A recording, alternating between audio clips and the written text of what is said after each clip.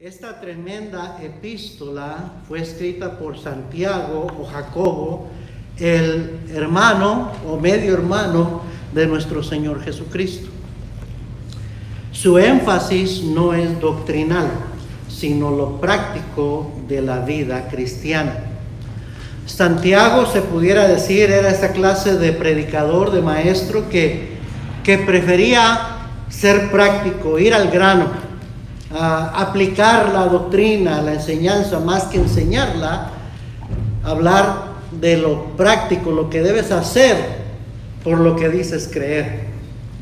Y pues algunos han criticado la epístola de Santiago como una que es contradictoria, porque Santiago nos habla de que la fe se demuestra con las obras, no que la persona sea salva por obras, sino que las obras sí son importantes. Si dices ser salvo, muéstrame tu fe sin tus obras y yo te mostraré mi fe por mis obras. Amén. Y habla de varias cosas que son controversiales y muchas veces hasta los creyentes, los cristianos, no nos gusta que nos digan. Pablo era esa clase de predicador, que te dice no lo que te gusta escuchar, sino lo que necesitas escuchar. Algunas enseñanzas sobresalientes de esta epístola son en el capítulo 1 el comportamiento del cristiano en medio de diversas pruebas, y nos dice que hay que tener gozo en medio de las pruebas y que ellas tienen un propósito en nuestras vidas. También nos habla en el capítulo 1 de ser hacedores de la palabra y no tan solo oidores, engañándonos a nosotros mismos. En el capítulo 2 habla sobre el comportamiento del cristiano con otros en la iglesia, de no hacer acepción de personas, y ahí está el pasaje famoso de que la fe sin obras es muerta. En el capítulo 3 nos habla del peligro y el daño que hace la lengua y la importancia de saber refrenarla. Y luego de las dos clases de sabiduría que hay, una que es de lo alto y otra que es pura, es pacífica, es amable, y otra que es de abajo, terrenal, animal y diabólica. Y pues si nuestro comportamiento, lo que hacemos y cómo hablamos muchas veces demuestra la clase de sabiduría que tenemos, la que estamos siguiendo en la vida. En el capítulo 4 nos habla de la falta de oración, de la mundanalidad y el pecado en la vida del cristiano, y que no podemos acercarnos a Dios así, que tenemos que hacerlo con corazón sincero. Y en el capítulo 5 nos habla de la importancia de ser generosos con los bienes y riquezas que Dios nos ha dado, y el trato hacia los pobres, y también termina con la importancia de orar como iglesia unos por otros. Ahora, nuestro pasaje hace la pregunta ahí en el versículo 14: cuando no sabéis lo que será mañana, porque ¿qué es vuestra vida? Y así he titulado mi mensaje: ¿qué es vuestra vida? Es una pregunta que nos invita a reflexionar, especialmente entre más viejo es uno, más uno reflexiona acerca de ¿qué es mi vida? ¿Qué he hecho con mi vida? ¿Dónde estoy? ¿A dónde se fue la vida? ¿Sí o no? ¿Se ha puesto a pensar en qué es su vida? Alguien dijo: para el anciano la vida son recuerdos. Ya es lo que le queda, muchos recuerdos. Para el de media edad, creo que, ¿verdad? Yo estoy todavía ahí en la media edad, tengo 56 años. Pues la vida se convierte en algo urgente. Uno siente que el tiempo se le está yendo. Y pues lo que hay que hacerlo ya. ¿Sí o no? Lo que no has hecho, hazlo. Porque el tiempo no se puede repetir, la vida no se puede hacer rewind y regresar al principio. You don't get a second chance. No agarras otra segunda oportunidad. Entonces, para el joven, la vida quizás para muchos es diversión, aventuras, sueños, planes, porque dicen toda mi vida está por delante. Pero déjame decirte, joven, que la vida se va como el viento. Hay un canto, lo tengo aquí, es Este canto mi papá lo escribió y mi papá se fue para estar con el Señor el año pasado, en enero. Y es un canto viejito y entonces él lo cantó muchas veces en funerales de otros. Y me acuerdo en su funeral cantamos este himno también. La vida se va como el viento, se va como se va la niebla, fugaz es cual flor de la hierba, que en la mañana es y en la tarde ha muerto. Jamás puede el hombre saber los días que Dios le concederá. Jamás puede el hombre saber en cuál amanecer ya sus ojos no se abrirán. Es por eso que el hombre ha de buscar el sendero que a Dios le ha de llevar. A Jesús, ¿quién es el camino?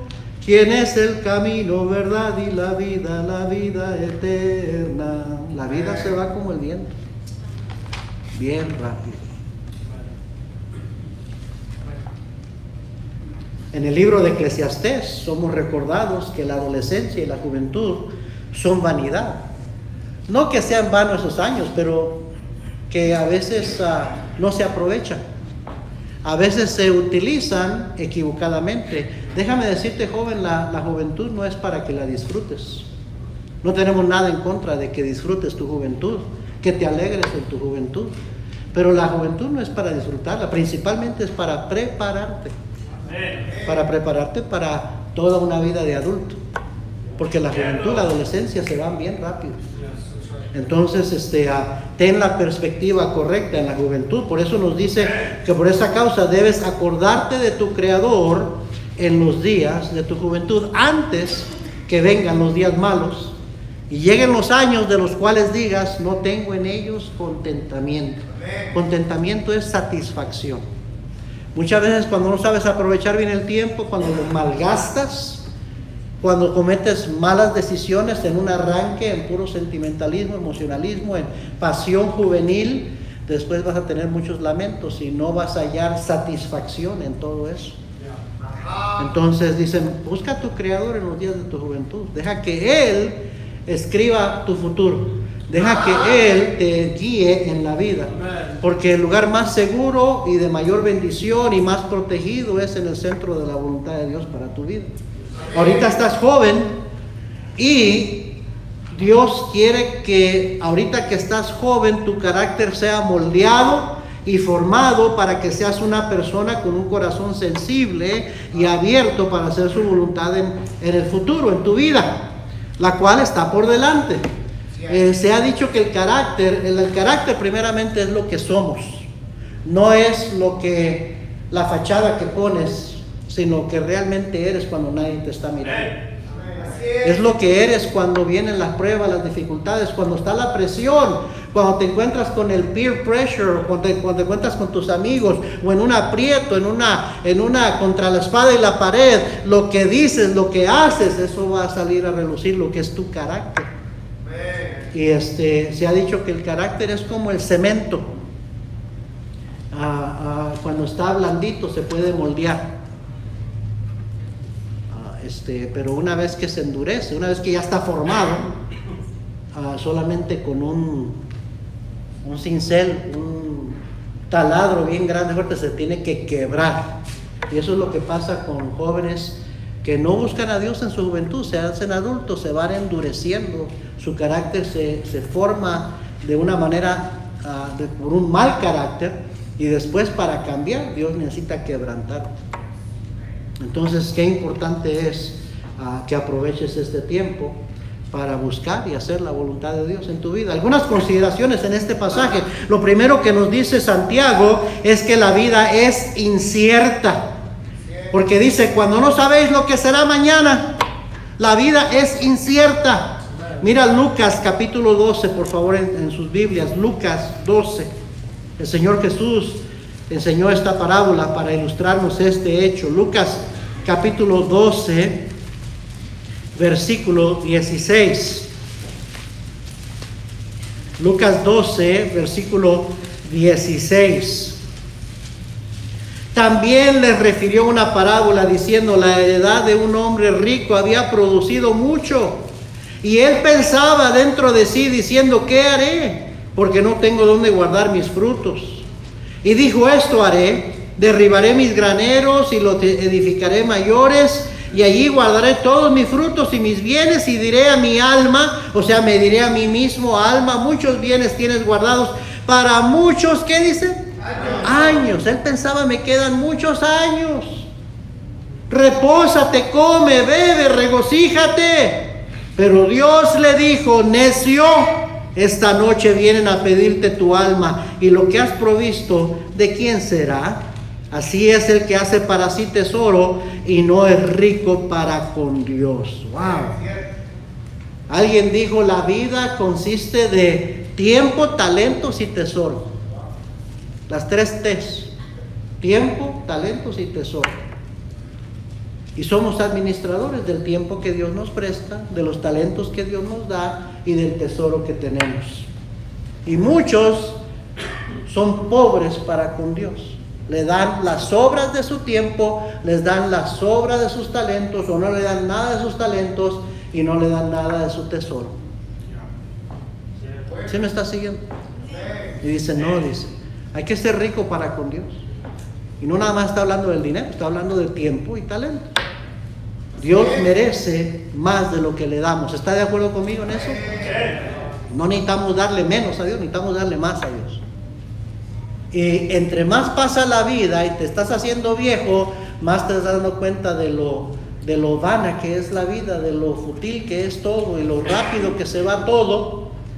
Y quisiera saber, nunca ha estado en el lecho de su muerto alguien diciendo: hubiera hecho menos para Dios, hubiera vivido menos para Dios, hubiera dado menos a Dios. Nunca nadie se ha sabido que hace eso. Al contrario, todo lo contrario. Hubiera dado más tiempo a Dios, hubiera dado más mis talentos, mis esfuerzos, mis tesoros para Dios. Pero ya es demasiado tarde. ¿Sí me está siguiendo? La Biblia dice en Hebreos 9:27: y de la manera que está establecido para los hombres que mueran una sola vez, y después de esto el juicio. Está establecido. La Biblia en inglés dice: it is appointed.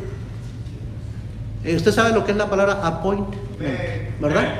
Hasta el más mexicano, más hispano que no sabe inglés sabe lo que es un appointment. Pronto aprendemos eso. Un appointment es una cita. Llamas al doctor para hacer un appointment, ¿sí o no? Y se pone una hora, un día y una hora de que vas a ir a ver al médico, o vas a ir a ver con esa junta o lo que sea. Y aquí en esta vida puedes llamar y cancelar, pero en el appointment que está hecho para el día de tu muerte no puedes llamar y cancelar. Dios ya tiene el día y la hora que usted y yo vamos a morir. Usted no lo sabe, yo tampoco, pero Dios sabe. Yo no sé cuánto tiempo me queda, por eso necesito aprovechar mi tiempo. Proverbios 27:1 dice: no te jactes del día de mañana, porque no sabes qué dará el día. No lo tengas seguro. No sabes lo que vendrá el día de mañana. Nada sé sobre el futuro, desconozco lo que habrá. Es probable que las nubes mi luz vengan a opacar. Nada temo del futuro, pues Jesús conmigo está. Yo le sigo decidido, pues Él sabe lo que habrá. Muchas cosas no comprendo del mañana con su afán, mas un dulce amigo tengo que mi mano sostendrá. Amén. El mensaje es: nada sé sobre el futuro. Este domingo pasado falleció el hermano Abel Roibal. Quizás usted no se acuerda de él por el nombre, pero el hermano Abel, la hermana Betty venían aquí de vez en cuando de Español a visitar. Y la última vez que los vi a los hermanos ahí con el hermano Gilberto, se veía bien el hermano, pero tenía cáncer, no sabíamos mucho, y el domingo ya se fue para estar con el Señor. La hermana acababan de agarrar custodia de los nietos hace poco tiempo. No sé qué asuntos tendrían con su hija, pero se quedaron con los nietos. Y ahora la hermana, y ya grandes los hermanos, grandes, y criando a niños pequeñitos. siempre los admiraba yo por ese compromiso, esa determinación. O sea, lo que hace el amor por los hijos y luego por los nietos.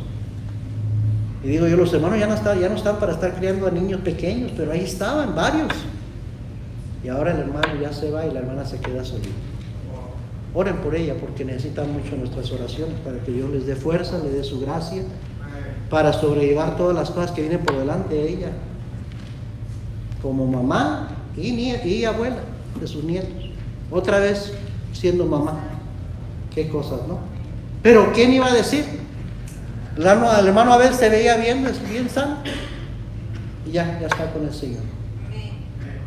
Me enteré el miércoles, 1 hora antes de que comenzara su funeral. ¿Qué tiempo había para ir y estar en el funeral? Creo que faltaban como 25 minutos para que comenzara. Cuando vi un post ahí en Facebook de que el hermano había fallecido el domingo y el miércoles ya lo estaban enterrando. Los hermanos el día de ayer tuvieron un accidente. Yo creo que no se levantaron en la mañana diciendo, hoy vamos a tener un accidente. Uno nunca sabe, y gracias a Dios que no pasó nada grave, pero de repente hay accidentes y se pierde la vida de un ser querido. Se convierte en una tragedia. Así, de repente, podemos pensar que todo está bien y que todo va a estar bien mañana, pero nada sabemos sobre el futuro. Solo hay uno que sabe lo que trae el día de mañana y eso es Dios. Entonces yo le pregunto, querido hermano y querido amigo, ¿ha arreglado lo que tiene que arreglar con Dios hoy? ¿Hay algo que usted necesita arreglar con Dios hoy? Porque nada nos garantiza que mañana vamos a estar con vida. Y dice la Biblia que después de esto, el juicio. Porque tan cierto como estamos aquí, un día vamos a estar ante la presencia de Dios. Ante la presencia de Cristo los cristianos, ante la presencia de Dios usted, si no es salvo, para dar cuentas de su vida. Y usted puede pensar, tengo muchos años como ese hombre, pero Dios le dijo, necio, esta noche vienen a pedirte tu alma. ¿Y de qué te sirve todo lo que tú has trabajado y te has esforzado en tener? No importa cuánto dinero tengas, el dinero no te puede salvar de la muerte. ¿Y cuántas veces hemos visto que aún el dinero no te puede quitar una enfermedad grave? ¿Sí o no? Según la cosa que nos dice Santiago es que la vida es breve. Primero, la vida es incierta, no sabemos. Segundo, la vida es breve, porque dice ciertamente es neblina. Nuestra vida es una neblina, un vapor, dice en inglés, un vapor, que se aparece por un poco de tiempo y luego se desvanece. ¿Cuántos han visto una puesta del sol? Cuando el sol se está poniendo. No, ¿a poco no es cierto que uno nada más voltea para otro lado y ya el sol ya se metió? A veces uno quiere sacar la cámara para tomar una foto y ya se metió el sol. Ahí es donde uno se da cuenta a la caída del sol, a la puesta del sol, lo rápido que se está yendo el tiempo. No lo notamos mucho cuando va por aquí, pero cuando ya está por meterse, el lunes pasado llevamos a los hermanos Ramírez, se quedaron el lunes, los llevamos ahí arriba de la montaña, subimos el tram. Y cuando llegamos a la base del tram, todavía el sol estaba tanto así de no meterse. Estaba precioso y dije, a ver si lo alcanzamos a ver cuando subamos arriba. Ni siquiera nos habíamos metido al tram para que nos subieran cuando ya estaba oscuro. Y ahí nos damos cuenta de lo rápido que se está yendo el tiempo. El tiempo está marchando más pronto de lo que nos imaginamos. Primera los Corintios 7, 29 al 31 dice, pero esto digo, hermanos, que el tiempo es corto. Y luego usa esta palabra, no es por accidente, resta pues. Sabes que ya en cuanto naces, el tiempo empieza a restarse de tu vida.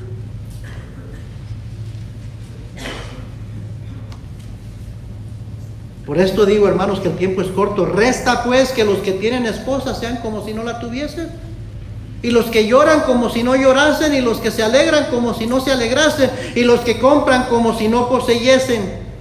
y los que disfrutan de este mundo como si no lo disfrutasen. No está diciendo que es malo disfrutar estas cosas, que es malo casarse o que es malo las alegrías y las tristezas y aún las cosas materiales. Lo que está diciendo es que eso no debería ser la prioridad en la vida. Que esas cosas a veces que son tan importantes para nosotros son irrelevantes cuando pensamos en la eternidad. Porque cuando pasemos de esta vida, se acabe esta vida, mucho de todo eso ya no va a importar. Lo que va a importar es cómo estás con Dios. A veces decimos, no, familia es todo. No, no es todo. Esas relaciones aquí se van a quedar. Por eso en la boda dice, hasta que la muerte nos separe. La muerte separa. La muerte acaba con todas esas relaciones físicas. Pero lo eterno es lo eterno, es la relación con Dios. Es lo que hagamos para Dios. Y todo lo demás no va a importar a la luz de la eternidad. ¿Sí me está siguiendo? Entonces dice, y los que disfrutan de este mundo como si no lo disfrutasen, porque la apariencia de este mundo se pasa. Mire Efesios capítulo 5, versículo 15. Efesios 5, versículo 15. Dice aquí la palabra de Dios: mirad pues con diligencia cómo andéis, no como necios, sino como sabios, aprovechando bien el tiempo, porque los días son malos. Por tanto, no seáis insensatos, sino entendidos de cuál sea la voluntad del Señor. Alguien dijo, la vida es muy corta para vivirla fuera de la voluntad de Dios. Pero mucha gente es todo lo opuesto. Dicen, la vida es muy corta para ir a la iglesia, para vivir para Dios. Colosenses 4:5 dice que debemos redimir el tiempo. Redimiendo el tiempo. Esa palabra redimir quiere decir rescatar. O sea que deberíamos de rescatarlo, porque el tiempo se nos va, se esfuma. No vaya a ser un necio como el hombre que estaba haciendo planes para muchos días, muchos años. Según a los Corintios 6:1 y 2 dice, así pues, os exhortamos también a que no recibáis en vano la gracia de Dios, porque dice, en tiempo aceptable te he oído y en día de salvación te he socorrido. Lo que Dios está diciendo, cuando tú estás en un aprieto, cuando tienes una necesidad, ¿quieres que yo te conteste ahí? Tú quieres que yo te escuche en ese momento. Tú quieres que yo te socorra en ese momento. No quieres que me espere, no quieres que lo deje para mañana. Quieres que Dios esté para ahí cuando tú lo necesitas. Por lo tanto, concluye diciendo, he aquí ahora el tiempo aceptable, he aquí ahora el día de salvación. Así es. Dios está diciendo, no me dejes a mí esperando. No me hagas esperar a mí. Cuando Dios te habla, cuando Dios toca tu corazón, obedece, hazlo en ese momento. Amén. Dice la Biblia, si oyeres hoy la voz de Dios, no endurezcáis vuestros corazones.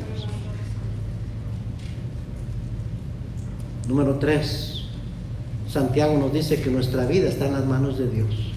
Porque dice, si el Señor quiere, viviremos y haremos esto o aquello. Si el Señor quiere. ¿Sí me está siguiendo?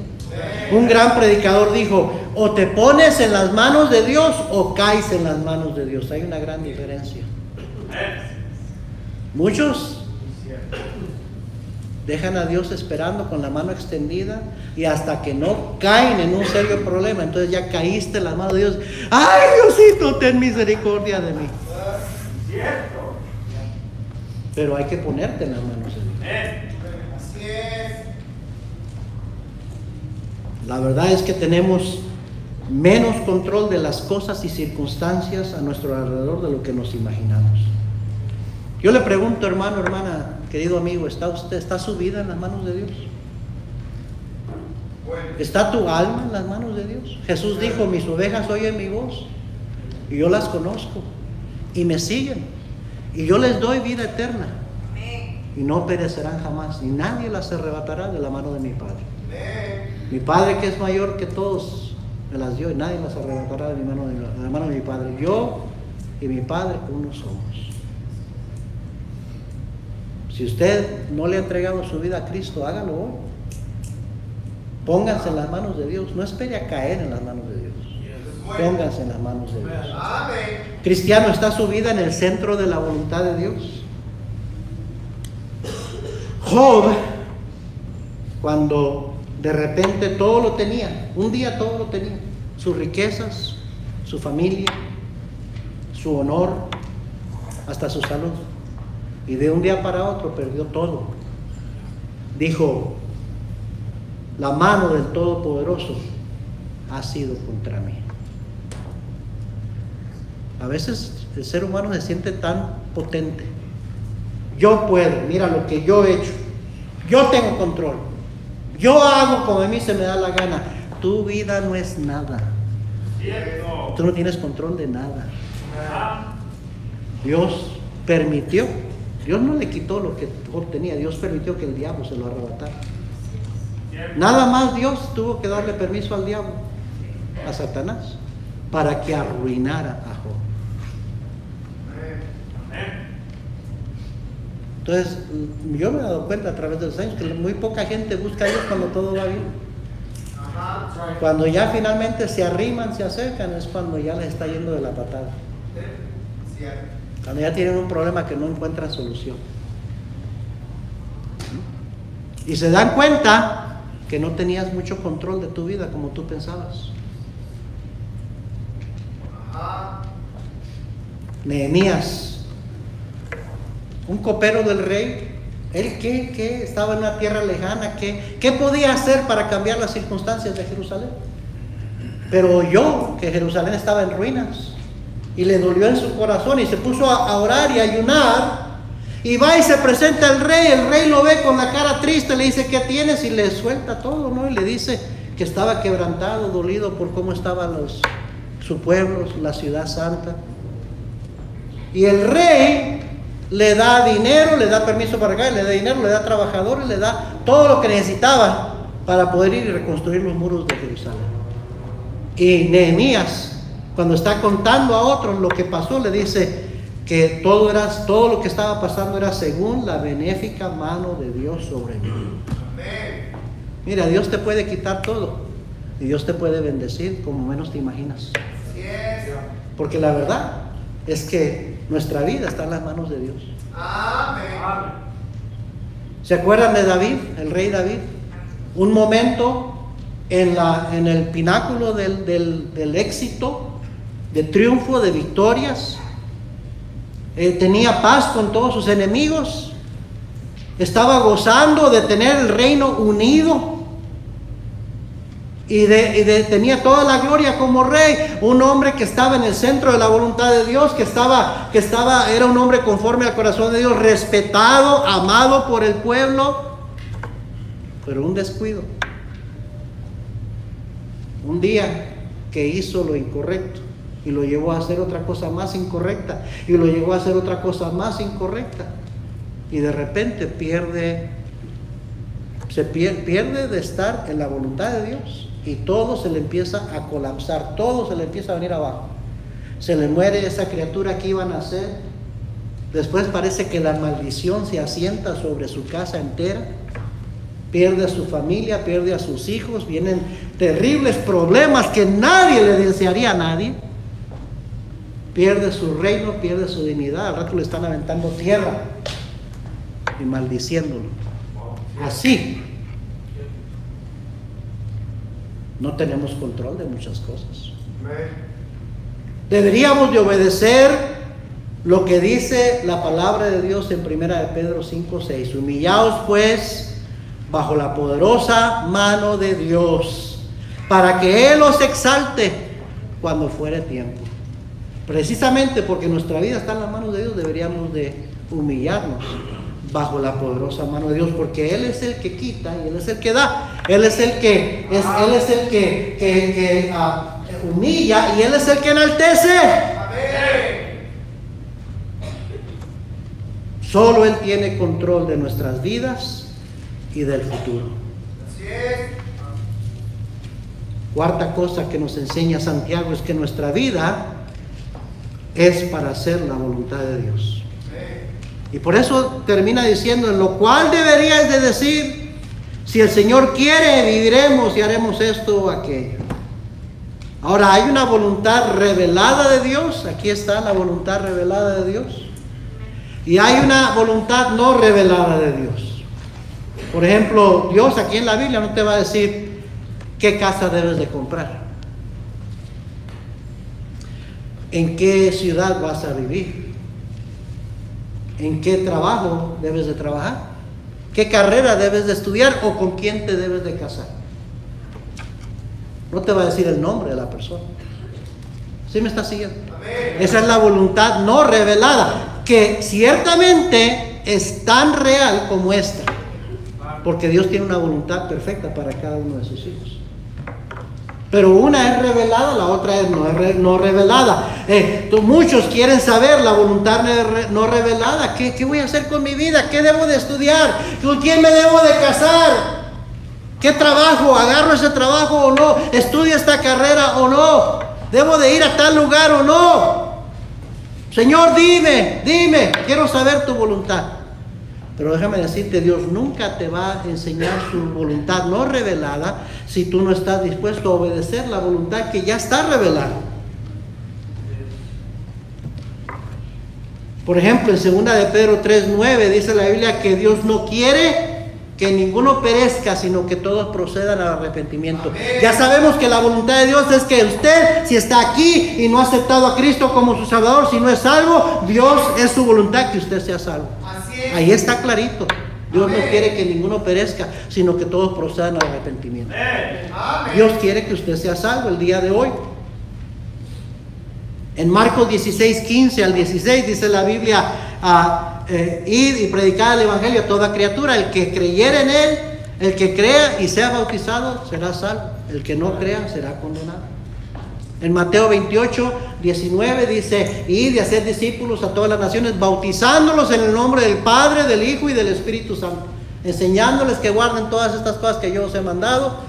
Y aquí yo estoy con vosotros todos los días hasta el fin del mundo. La voluntad de Dios clarito es que usted sea bautizado. Si no se ha bautizado, que usted sea bautizado. Que usted dé ese paso de obediencia, que no se avergüence de Cristo. Si se ha puesto su fe en Cristo, que usted se identifique con Cristo. Y para eso es el bautismo, para identificarnos con Cristo, en su muerte, sepultura y resurrección. Romanos capítulo 12, versículo 1 dice, os ruego, hermanos, por la misericordia de Dios, que presentéis vuestros cuerpos en sacrificio vivo, santo, agradable, que es la voluntad de Dios. Y dice que es vuestro culto razonable, nuestro servicio racional. Y dice, no os conforméis a este siglo, sino transformaos por medio de la renovación de vuestro entendimiento, para que comprobéis cuál sea la buena voluntad de Dios, agradable y perfecta. Dios quiere que usted sea renovado en su razonamiento, en su manera de pensar, y que usted sea transformado. Esa es la voluntad de Dios, ahí está clarito. Venimos a la iglesia, a veces le dicen a uno, ya fuiste a la iglesia, ya vas a la iglesia, ahí te están lavando el coco. Sí, es la verdad. Para eso venimos a la iglesia, para ser renovados de nuestro entendimiento, para que Dios nos lave de toda esta manera equivocada de pensar y que pueda transformar nuestra vida. Para eso venimos, porque la lucha está aquí. Lo que tú piensas, cuál es el pensamiento en tu corazón, tal es él, dice. Entonces esto tiene que ser cambiado para que tu vida comience a cambiar. Y a eso venimos a la iglesia, para escuchar la palabra de Dios, y la palabra de Dios renueva nuestro entendimiento, y al renovar nuestro entendimiento puede el Señor empezar a transformar nuestra vida. Dios quiere. Primera Tesalonicenses 4:3 dice que la voluntad de Dios es vuestra santificación. Esto está bien clarito. Dios quiere que usted y yo vivimos una vida en santidad, una vida consagrada. No hay que buscarle mucho. Clarito dice que esa es la voluntad de Dios, vuestra santificación. En Hebreos 10:25 dice la Biblia, no dejando de congregarnos como algunos tienen por costumbre. Es la voluntad de Dios que el cristiano se congregue, que no falte a la iglesia como algunos tienen por costumbre. Esa es la voluntad de Dios. Segunda de Pedro 3:18 dice: antes bien creced en la gracia y en el conocimiento de nuestro Señor Jesucristo. Es la voluntad de Dios que el cristiano, que usted y yo crezcamos en gracia y conocimiento. Primera a los Corintios capítulo 4 versículos 1 y 2 dice que tengan a los hombres por administradores de los misterios de Dios. Ahora se requiere que de cada administrador que sea hallado fiel. Dios quiere que usted y yo seamos fieles. No hay que, you don't have to guess. No tienes que estar con la duda. ¿Querrá el Señor que vaya a la iglesia? Algunos cuando les digo, mañana nos vemos en la iglesia, dicen, me contestan, si Dios quiere. Yo digo, ¿cómo que si Dios quiere? Dios sí quiere que vayas a la iglesia. No digas si Dios quiere. Porque ya Dios claramente dice que no dejemos de congregarnos. ¿Sí o no? Hay cosas que uno no tiene que preguntarse, ¿querrá Dios? No, Dios sí quiere, ya lo dijo claramente en su palabra. ¿Estará bien esto? Hay cosas que Dios claramente ha dicho que son pecado y no debemos hacer. ¿Para qué andar con eso de que será bueno, será malo? Lee la Biblia, ahí está la voluntad revelada de Dios y obedécela. Santiago 4, regrese a nuestro pasaje 4:16, ya los últimos dos versículos, termina diciendo Santiago: pero ahora os jactáis en vuestras soberbias. Toda jactancia semejante es mala, y al que sabe hacer lo bueno y no lo hace, le es ¿qué? Pecado. ¿Sabe que la desobediencia es el resultado de la soberbia, del orgullo? Como cristianos, usted y yo nunca vamos a poder clamar ignorancia, porque se nos ha enseñado, sabemos. Y es más, ahorita mismo, si es primera vez que usted viene a la iglesia, usted está escuchando esto y dice la Biblia claramente que el que sabe, y ahora usted ya sabe, hacer lo bueno no lo hace, le es pecado. Ya usted nunca va a poder decir, yo no sabía, nadie me dijo. Sí sabías, porque viniste, escuchaste y se te dijo, se te declaró la palabra de Dios. Juan capítulo 12, versículo 44. Quiero que vea estos dos pasajes conmigo. Juan 12, 44.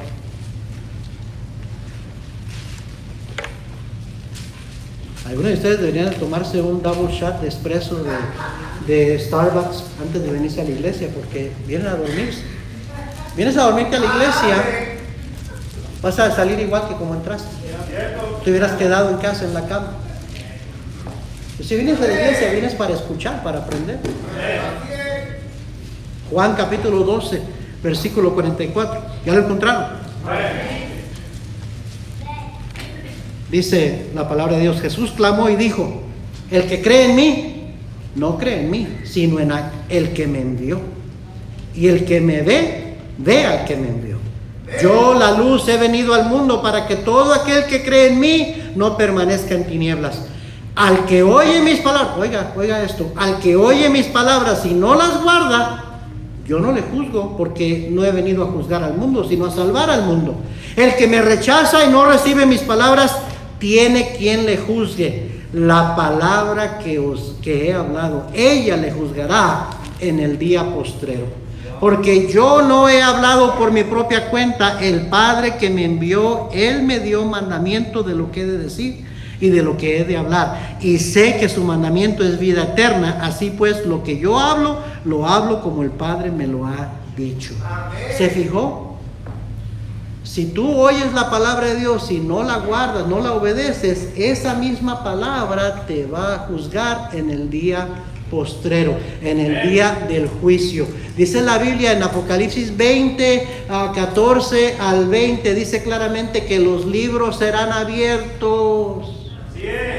Que ahí estarán los muertos, grandes y pequeños, de pie ante Dios, y que los libros serán abiertos y que darán cuenta a Dios de acuerdo a sus obras, según lo que estaba escrito en esos libros. La palabra te va a juzgar. ¿Sí me está siguiendo? Mire Lucas 12, 47. Lucas 12, 47, unas páginas hacia atrás. Lucas 12, 47.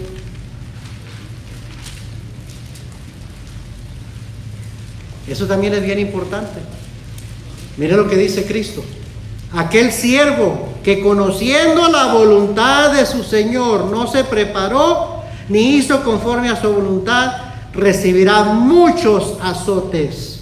Mas el que sin conocerla hizo cosas dignas de azotes, será azotado poco, porque a todo aquel a quien se haya dado mucho, mucho se le demandará, y al que mucho se le ha confiado, más se le pedirá. Amén. Es una bendición estar en una iglesia bíblica. Es una bendición ir y escuchar Biblia, no escuchar la opinión de un hombre, sino vamos a la Biblia, vamos a ver qué dice la Biblia. Pero hermanos, trae una gran responsabilidad, porque se te enseña la palabra de Dios y no puedes decir, nunca se puede decir yo no sabía. Y Dios nos va a juzgar de acuerdo a lo que sabíamos, no a lo que no sabíamos. Es cierto que hay cristianos en otras iglesias donde no se les predica la palabra de Dios. Y por lo tanto viven de una manera muy diferente a como usted y yo quizás vivimos, y a veces los criticamos, pero la verdad es que comienza con el que les está predicando y enseñando. Si no les predica todo el consejo de Dios, ¿qué culpa tienen ellos, por ejemplo, de no saber de que hay que ganar almas? Porque ahí nunca les predican de esto, pero tú sí sabes, y si no lo haces, Dios te va a traer a juicio por saber y no hacer. No vamos a poder clamar ignorancia. ¿Sí o no? Conclusión. Algunos dicen, conclusión, ponte los zapatos. No se ponga los zapatos todavía. Hay dos enseñanzas principales en este pasaje. Primero, la vida es breve. ¿Cómo quisiera que usted se fuera con esa verdad? La vida es breve. Hay que aprovechar el tiempo. Usted no tiene todo el tiempo que usted piensa que tiene. Solamente Dios sabe el mañana. Sabe lo que trae el futuro. Aproveche el tiempo. Viva su vida como que este fuera el último día. Porque muy bien pudiera ser. Segundo, debemos hacer la voluntad de Dios. Por lo mismo, debemos aprovechar el tiempo haciendo la voluntad de Dios. La vida, lo que me queda de mi vida no está para hacer lo que se me dé mi regalada gana, sino para vivir de acuerdo a la voluntad de Dios. Precisamente porque entiendo que mi vida no es mía para yo decidir, que está en las manos de Dios, debería de darme una prioridad a hacer la voluntad de Dios. Pero también Santiago nos hace ver cuál es el obstáculo más grande para hacer la voluntad de Dios, y eso es la soberbia, la jactancia, el orgullo. Es por soberbia, oiga bien esto que termino diciendo, es por soberbia que usted, si necesita ser salvo el día de hoy y no es salvo, va a ser por soberbia. Es por soberbia que usted no se bautizará. Si usted necesita ser bautizado y usted dice, no, me espero, más adelante todavía no, es por soberbia. Porque la desobediencia es soberbia. Si usted se va de aquí y no se deja ser transformado, es por soberbia. Así es por soberbia que no vivirá una vida consagrada, sabiendo que esa es la voluntad de Dios. Es por soberbia que no hará la voluntad de Dios. Es por soberbia que usted saldrá igual que como entró, y que no se humillará ante el Señor. La Biblia dice claramente, Dios resiste a los soberbios y da gracia a los humildes. Esa palabra resiste es que Dios pelea, te pone un obstáculo, un tropiezo, te resiste, no te escucha tus oraciones. ¿Usted quiere vivir con Dios así, resistiéndolo o favoreciéndole, ayudándole? Hay un versículo en la Biblia que dice, si Dios es por nosotros, ¿quién contra nosotros? Es la verdad. Pero al soberbio, Dios lo resiste. Dios no le ayuda. Dios da gracia a los humildes. Entonces no se vaya de aquí sin arreglar algo que necesita arreglar con el Señor. No se vaya de aquí igual que como entró, porque es pura soberbia. Precisamente comencé diciendo que porque la vida es breve, tenemos que preguntarnos, ¿hay algo que necesito arreglar con Dios hoy? Amén. Vuelvo otra vez al accidente que tuvieron los hermanos. Y gracias a Dios que no pasó a pérdidas de vida, a gente gravemente lastimados, heridos, porque así suceden muchos accidentes. Pero ellos salieron de su casa y fueron a dar la vuelta y nunca pensaban que eso les iba a pasar. Usted puede salir de aquí de la iglesia ahorita y ir rumbo a casa o a comer o lo que va a hacer y usted no sabe lo que le espera. Por lo mismo, lo que hay que arreglar con el Señor ya. Vamos a orar por ojos cerrados, nadie mirando. Señor, bendice esta invitación. Yo no sé si habrá alguien aquí que diría, pastor, yo no soy salvo.